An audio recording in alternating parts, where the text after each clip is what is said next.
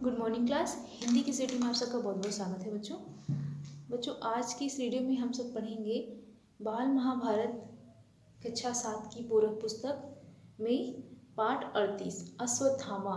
बच्चों हम लोगों ने अपनी पिछले वीडियो में पाठ 37 के प्रश्नोत्तर को किया था, जिसमें कर्ण और दुर्योधन मारे गए। देखा था हम लोगों ने कि कर्ण किस प्रकार मारा जाता है, दुर्योधन जबकि अभी पूरी तरीके से मरा नहीं है। दुर्योधन की कुछ कहानियाँ हम लोगों ने इस पाठ में पढ़ा था, अश्वत्थामा पाठ में, पाठ 38 में हम लोगों ने पढ़ा था। देखा था कि दुर्योधन मरा नहीं है, अभी वो मरण के आसन पे लेटा हुआ है और उसके अंदर क्रोध की ज्वाला भड़क रही है। और इस पाठ का अश्वत्थामा नाम क्यों रखा गया है? इसलिए रखा गया है क्योंकि इस पूरे पाठ में जो अश्वत्थामा है वो पूरा क्रिया करते हैं, वो धृष्टद्युम्न को मार डालते हैं और पांडवों को मारने के लिए वो निकल पड़े हैं और दुर्योधन को बोलते हैं, सांत्वना देते हैं कि मैं तुम्हारे अधूरे कार्य को करूँगा। उनकी ये बातें सुनकर दुर्योधन बहुत प्रसन्न होता है। वो मरण के आसन पे लेटा हुआ है, वो एकदम मरने के कगार पे है। दुर्योधन पर जो भी बीती थी उसका हास और अश्वत्थामा बहुत क्षुब्ध होते हैं, यानी दुखी होते हैं। क्षुब्ध मतलब होता है दुखी होना। उसके पिता द्रोणाचार्य को मारने के लिए जो कुचक्र रचा गया था, कृष्ण ने कुचक्र रचा था, तो उसे वो भूला नहीं था। वह उस स्थान पर जा पहुंचा जहाँ दुर्योधन मृत्यु की प्रतीक्षा करता हुआ पड़ा था। मृत्यु की प्रतीक्षा कर रहा, वो एकदम अधमरा है दुर्योधन। ठीक है। इस प्रकार जब अश्वत्थामा वहाँ पहुँचते हैं तो दुर्योधन बोलता है कि मेरे संकल्प को आप पूरा करेंगे, आप पांडवों से बदला लेंगे। ये सारी बातें सुनकर अश्वत्थामा फिर उस शिविर में पहुंचते हैं जहाँ पे पांडवों की सेना सोई होती है, पांडव सोए होते हैं। वहाँ वो पहुँच के दृढ़तापूर्वक वहाँ धृष्टद्युम्न की वो हत्या कर देते हैं। इतनी तेज से उनको कुचलते हैं कि तुरंत धृष्टद्युम्न के प्राण निकल जाते हैं। बच्चों आइए हम लोग इस पाठ के अभ्यास प्रश्नों को करेंगे। तो आप लोग अपनी कॉपी पेन निकाल लीजिए और मेरे साथ इस पाठ के प्रश्नोत्तर को करिए। बच्चों हम लोग इस पाठ को पढ़ चुके हैं, अब हम लोग इस पाठ के प्रश्नोत्तर को करेंगे। ठीक है। इस पाठ का जो पहला प्रश्न है हमारा, पहला प्रश्न है कि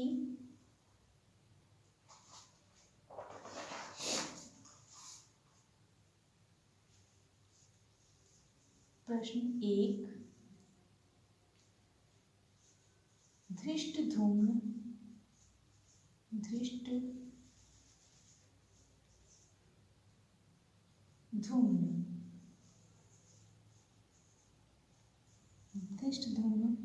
को किसने मारा? किसने मारा? तो इसका उत्तर क्या लिखेंगे?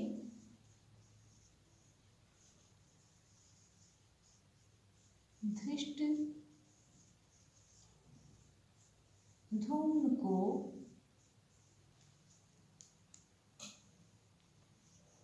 अश्वत्थामा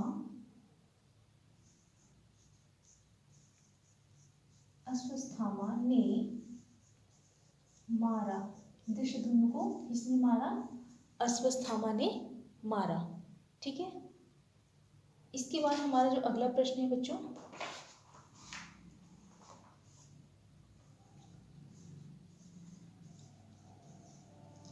अगला प्रश्न थोड़ा बड़ा है। ठीक है, इसके उत्तर भी बड़े हैं। प्रश्न है कि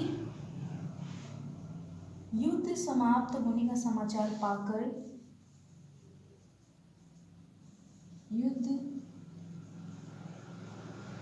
समाप्त होने का समाचार पाकर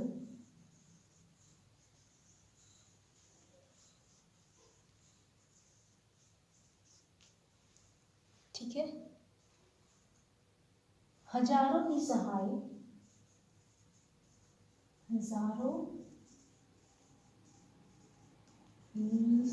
मतलब कोई सहारा देने वाला नहीं है ना, कोई सहारा नहीं है। निसहाय स्त्रियों को लेकर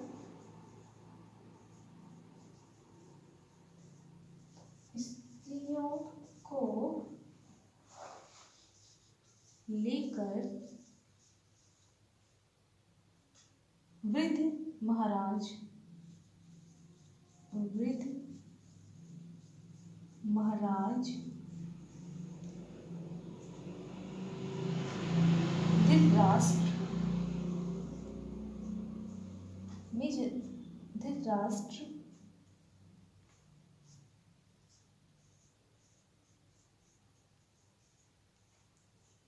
ठीक है कहाँ पहुंचे, कहाँ गए या कहाँ पहुंचे। ठीक है, तो इसका उत्तर लिखेंगे बच्चों। उत्तर दूसरा कि हस्तिनापुर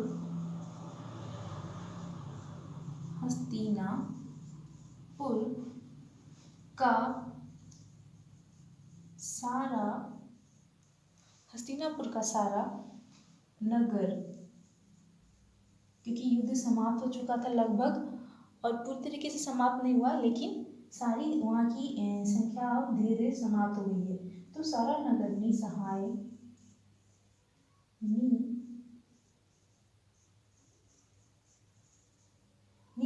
स्त्रियों और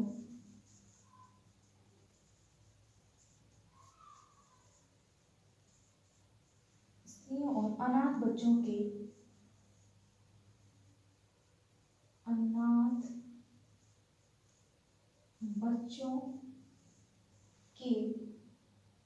रोने कलपने के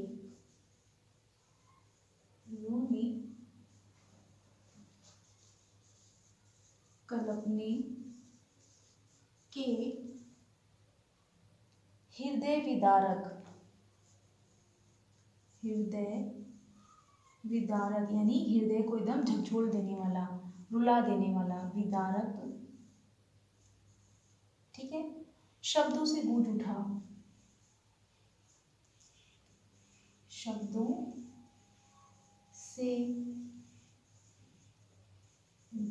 उठा। ठीक है, युद्ध समाप्त होने का समाचार पाकर युद्ध समाप्त होने का समाचार पाकर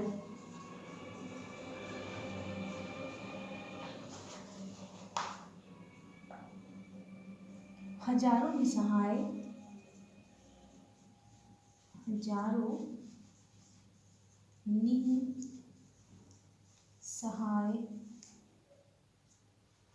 स्त्रियों को लेकर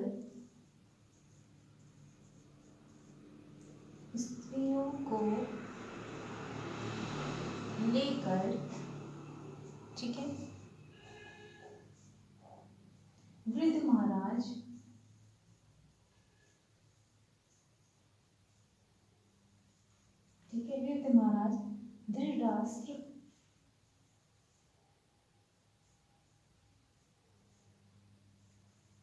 धृतराष्ट्र कुरुक्षेत्र की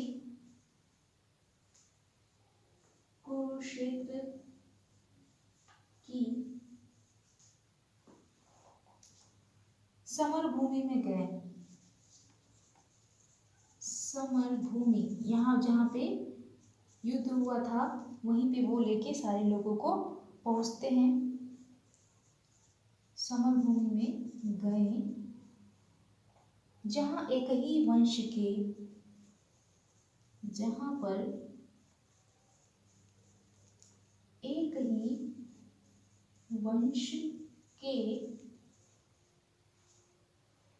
बंधु बांधवों ने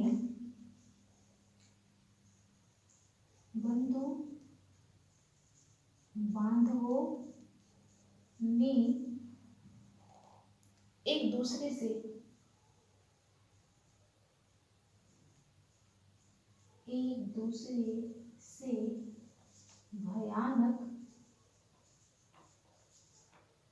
दूसरे से भयानक युद्ध करके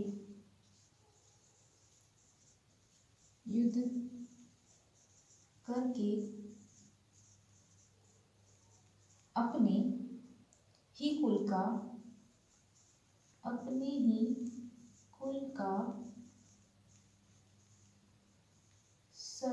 विनाश कर डाला था,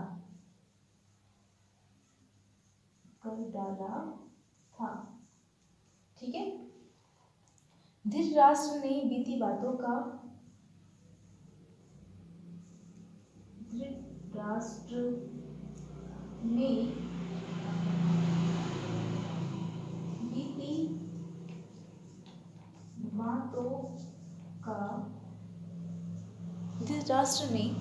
बीती बातों का स्मरण करते हुए यानी याद करते हुए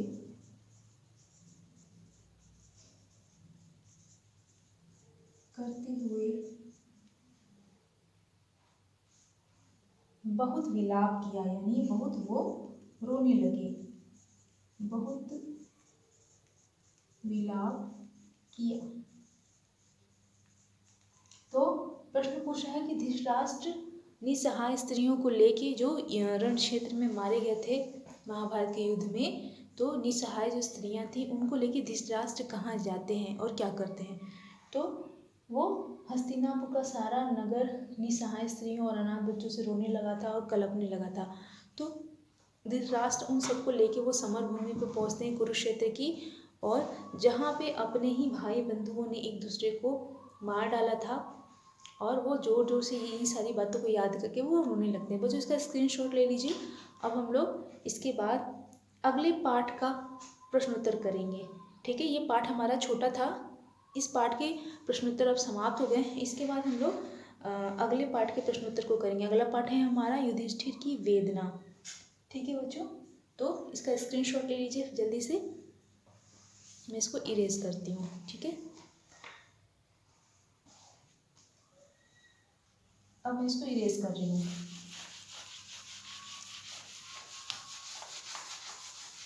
इसके बाद आप लोग लिखेंगे पाठ 29 चैप्टर 39।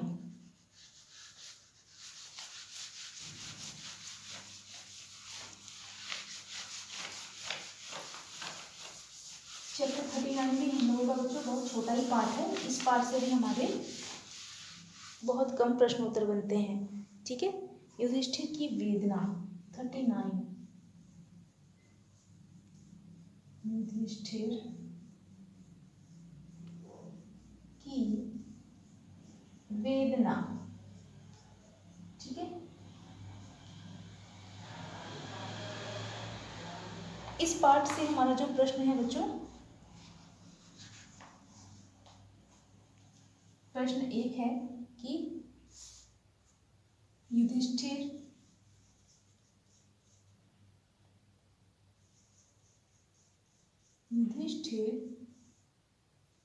के मन में, युधिष्ठिर के मन में कौन सी बात समा गई थी, कौन सी बात समा गई थी। तो इसका उत्तर लिखेंगे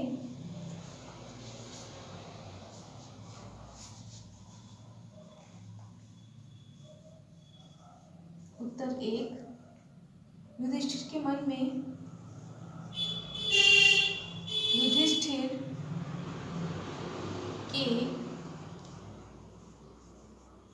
मन में यह बात समा गई थी कि, यह बात समा यानी बैठ गई थी। कौन सी बात बैठ गई थी युधिष्ठिर के मन में? यह बात समा गई थी कि हमने अपने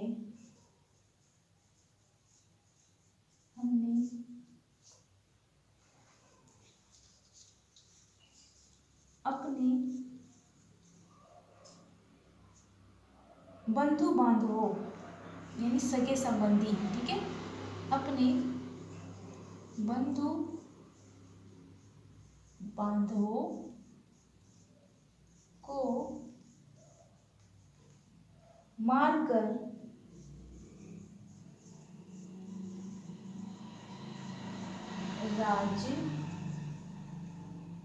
पाया है। ठीक है, राज्य पाया है, इससे उसको भारी व्यथा रहने लगी। इससे उसको व्यथा यानी पछतावा, इससे उसको भारी व्यथा रहने लगी। ठीक है, इसके बाद हमारा दूसरा प्रश्न है बच्चों।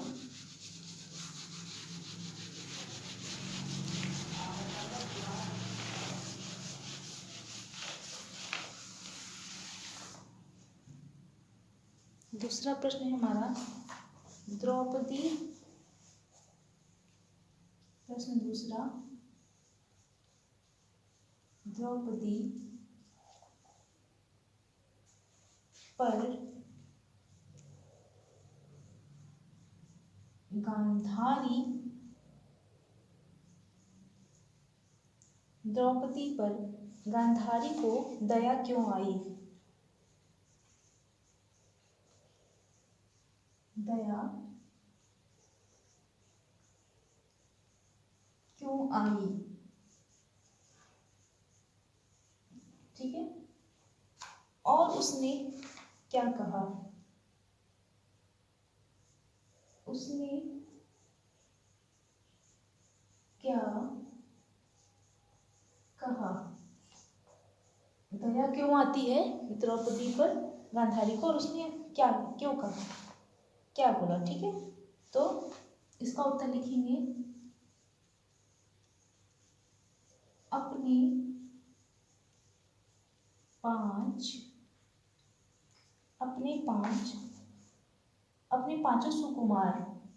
पांचों सुकुमार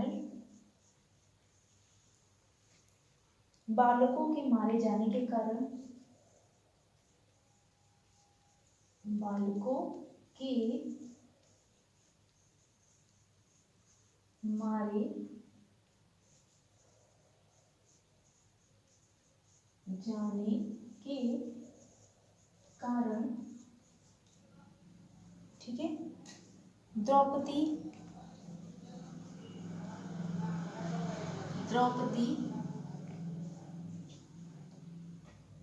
शोक से रो रही थी। शोक से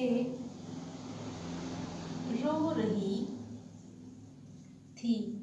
ठीक है, जब उसके पुत्र जब मारे जाते तो वो शोक से रो रही थी। उसकी अवस्था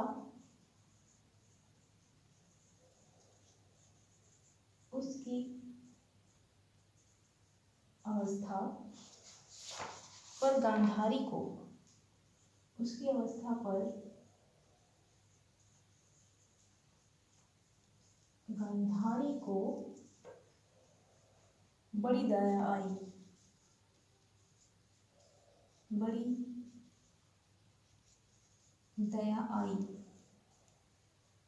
वह बोली,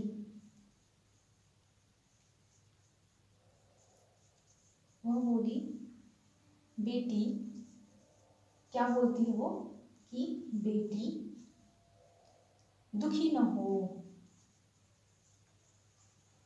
दुखी न हो। ठीक है, दुखी न हो, मैं और तुम एक ही जैसी हैं। मैं और तुम कैसी हैं? एक जैसी हैं। एक जैसी ही हैं। क्यों एक जैसी हैं? क्योंकि यहाँ पे गांधारी के भी पुत्रों की मृत्यु हुई थी और द्रौपदी के भी पुत्रों की मृत्यु हुई थी। ठीक है, हमें सांत्वना देने वाला कौन है? हमें सांत्वना यानी तसल्ली देने वाला। ठीक है, हमें सांत्वना देने वाला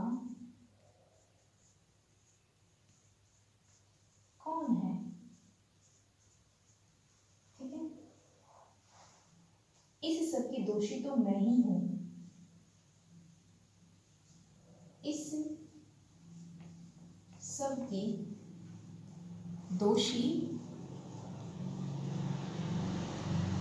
तो मैं ही हूं। ठीक है, मेरे ही दोष के कारण, मेरे ही दोष के कारण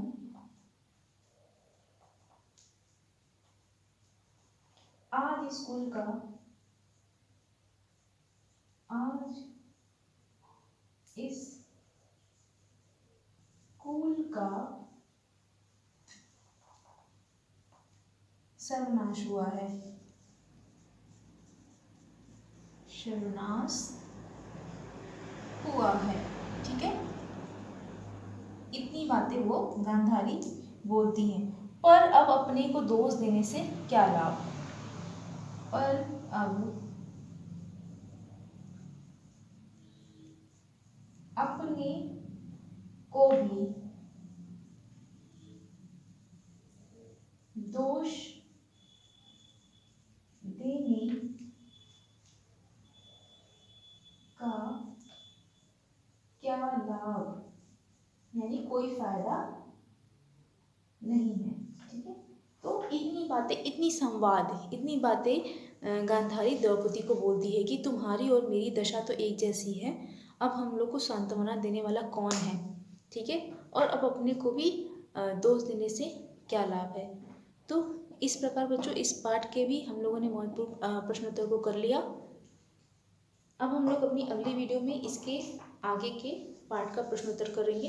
इसके बाद हम लोग का ये महाभारत पूरा चैप्टर समाप्त हो जाएगा, फिर हम लोग रिवीजन करेंगे। ठीक है बच्चों, तब तक के लिए धन्यवाद।